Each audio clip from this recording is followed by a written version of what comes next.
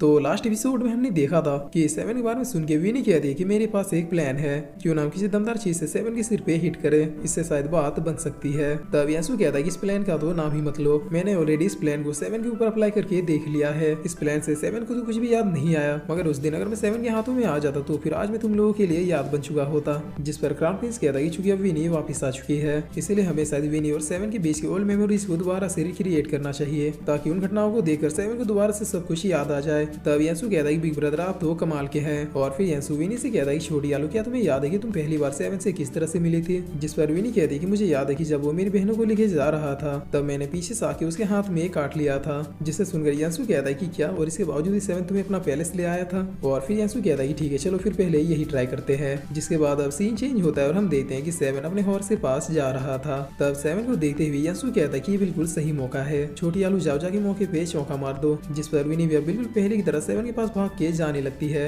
मगर इससे पहले कि विनी सेवन के हाथों में दोबारा से काट पाती, सेवन तुरंत ही अपनी जगह से साइड हो जाता है, जिसकी वजह से विनी सेवन के हॉर्स से जाके टकरा जाती है। तब ये देखकर यांसु कहता है कि खत्म, अब पता नहीं सेवन उसके साथ क्या करेगा। जिस पर सेवन अब विनी से पूछता है कि आखिर तुम हो कौन और पागलों की तरह मेरे ऊपर क्यों कूद रही थी? तब विनी सेवन की ओर देखते हुए कहती है कि मेरा नाम, और इतना कहते कहते विनी सेवन को ही देखने में खो जाती है। जिस पर अब थोड़ी देर बीतने के बाद सेवन कहता है कि तुम तो, तब इतना सुनते यांसु कहता है कि लगता है कि उसे कुछ कुछ याद आ रहा है, मगर तभी सेवन कहता है कि तुम तो बीमार हो क्योंकि तुम्हारी नाक से ब्लड आ रहा है। तब इतना सुनते विनी को बहुत ही एम्बैरेसमेंट फील होता है, क्योंकि विनी के नोज से ब्लड सेवन को घूरने की वजह से आ रहा था। और अब विनी सेवन से माफी मांगते हुए तुरंत ही यहाँ से भाग जाती है। जिस पर इधर यांसु कहता है कि इस प्लान का तो सत्यानाश हो गया। और अब सीन चेंज होता है और हम यांसु के पैलेस को देखते हैं, जहाँ पर विनी टेबल के नीचे घुस के रो रही थी। तब यांसु कहता है कि जाने दो, मेरे ख्याल से ये प्लान ही फ्लॉप था, हम लोग कोई और प्लान देख लेंगे। जिस पर विनी बहुत ही फनी तरीके से टेबल तोड़ के निकलते हुए कहती है कि नहीं, ये प्लान बिल्कुल सही है, चलो एक बार फिर से ट्राई करते हैं। तब यांसु कहता है ठीक है, तुम्हें जितना भी ट्राई करना है कर लो, मगर मेरे फर्नीचर्स को तोड़ना बंद करो। जिस पर विनी कहती है कि मोटे बेगन चलो, बटलर ग्रैंडपा से मिलने का टाइम आ चुका है। और अब सीन चेंज होता है और हम देखते हैं कि सेवन के पैलेस में तो आंसुओं का बाढ़ आ गया था, क्योंकि बटलर ग्रैंडपा इतने दिनों बाद विनी को देखकर कुछ ज्यादा ही भावुक हो गए थे। और फिर ये बटलर रोते हुए कहते हैं कि मेरी छोटी गुड़िया, पता नहीं हमारे प्रिंस को किसकी नजर लग गई, तुम्हारे जाने के बाद वो दोबारा और कभी भी नहीं हंसे, ऐसा लग रहा है कि मानो किसी ने उनके दिल को ही निकाल के उनसे अलग कर दिया हो। तब यांसु कहता है कि हो गया चुप हो जाइए, वरना ये पैलेस ही आपके आंसुओं से डूब जाएगा। जिस पर अब विनी कहती है कि बटलर ग्रैंडपा, मैं बुरे प्रिंस को सब कुछ याद दिलाने की कोशिश कर रही हूँ और इसमें मुझे आपकी भी हेल्प चाहिए। तब ये बटलर कहता है कि मेरी गुड़िया, बस तुम ये बताओ कि मुझे करना क्या है, मैं अपने पुराने वाले प्रिंस को देखने के लिए किसी भी हद तक जा सकता हूँ। जिस पर अब सीन चेंज होता है और हमें शाम का सीन दिखाया जाता है, जहाँ पर सेवन अब अपने पैलेस में लौट चुका था। तब ये बटलर अब सेवन से कहता है कि माय लॉर्ड, आज यहाँ पे एक बहुत ही अजीब घटना हुई। एक चोर ने यहाँ पे आके आपके घोड़ों को चुराने की कोशिश की, जिसे मैंने पकड़ के पनिशमेंट के रूप में पेड़ पे टांग दिया है। तब सेवन भी अब इस पेड़ के पास आके विनी को देखते हुए कहता है कि क्या वो चोर यही है? जिस पर बटलर ग्रैंडपा कहता है कि हाँ, ये चोर वही है, क्या आपको कुछ याद आया? तब सेवन कहता है कि हाँ, मैं इसे जानता हूँ। जिसे सुनकर अब विनी को लगता है कि सेवन को जैसे सब कुछ याद आ गया है, मगर तभी सेवन कहता है कि मेरे ख्याल से इस लड़की की दिमागी हालत ठीक नहीं है, क्योंकि यही लड़की सुबह मेरे ऊपर कूदने की कोशिश कर रही थी। और ये कहकर सेवन अब विनी की रस्सी को काट देता है और फिर बिल्कुल पहले की तरह विनी को कैच भी कर लेता है। जिस पर विनी अपने मन में कहती है कि भले बुरा प्रिंस मुझे भूल ही क्यों ना गया हो, मगर मैं जानती थी कि ये मुझे कभी भी हर्ट नहीं होने देगा। जिसके बाद अब सेवन विनी को लेके कहीं पे जाने लगता है। तब ये देखकर ये बटलर कहता है कि माय लॉर्ड, आप भला इस लड़की को लेके कहाँ जा रहे हैं?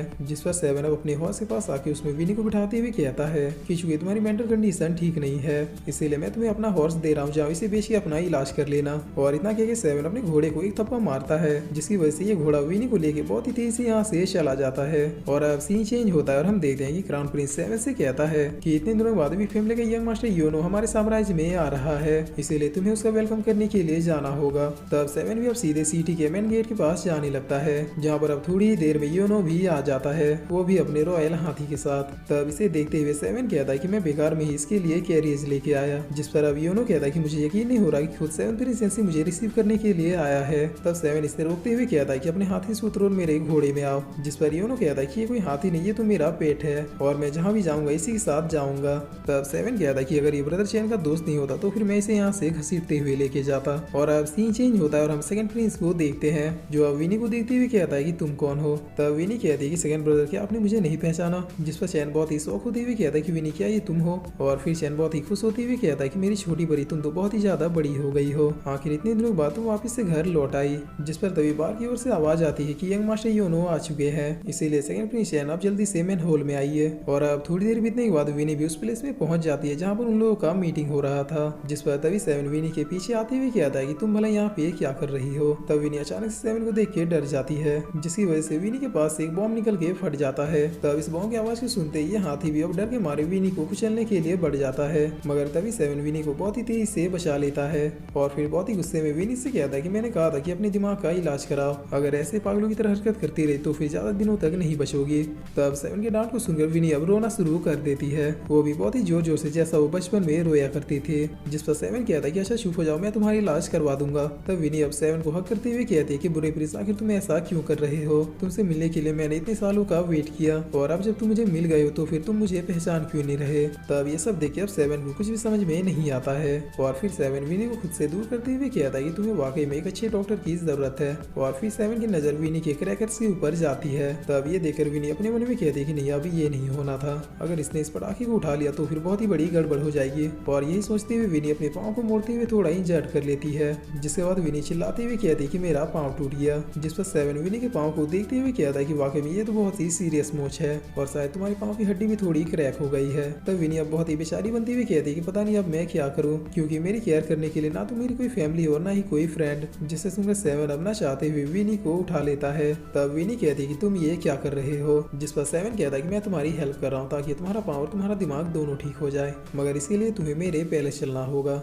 और ये कहकर सेवन अपने मन में सोचता है कि आखिर मैं ऐसे काम कब से करने लगा, मेरा दिल और दिमाग इस लड़की की हेल्प करने के लिए इतनी जल्दी कैसे मान गया। जिसके बाद अब कुछ ही देर में सेवन अपने पैलेस में आ जाता है। तब इन्हें देखते हुए बटलर कहता है कि आखिर हुआ क्या, आप भला इस लड़की को इस तरह से उठा के यहाँ पे क्यों लाए हैं। जिस पर सेवन कहता है कि इस लड़की के पाँव में बहुत ही सीरियस मोच आई है, इसके अलावा इस लड़की के पास ना तो कोई फैमिली है और ना ही कोई फ्रेंड जो इसकी केयर कर सके, तो इसीलिए मैं इसकी हेल्प करने के लिए इसे यहाँ पे ले आया। तब विनी भी अब बटलर ग्रैंडपा को इशारा कर देती है, जिस पर अब इशारा पाते बटलर ग्रैंडपा भी काफी अच्छी एक्टिंग करते हुए कहता है कि मैंने आज तक इतना सीरियस मोच कभी भी नहीं देखा, लगता है इस इंजरी को ठीक होने में कम से कम 4-5 महीने तो लग ही जाएंगे, मगर कोई बात नहीं, आपने कहा है तो फिर हम इसे अपने पैलेस में रख लेंगे। तब सेवन कहता है कि मुझे लगा कि ये इंजरी 2-3 दिन में ठीक हो जाएगी। जिस पर बटलर कहता है कि माय लॉर्ड, ये आपका पाँव नहीं बल्कि इस नाजुक लड़की का पाँव है, इसीलिए इस इंजरी को ठीक होने में तो कम से कम 2-3 महीने लग ही जाएंगे।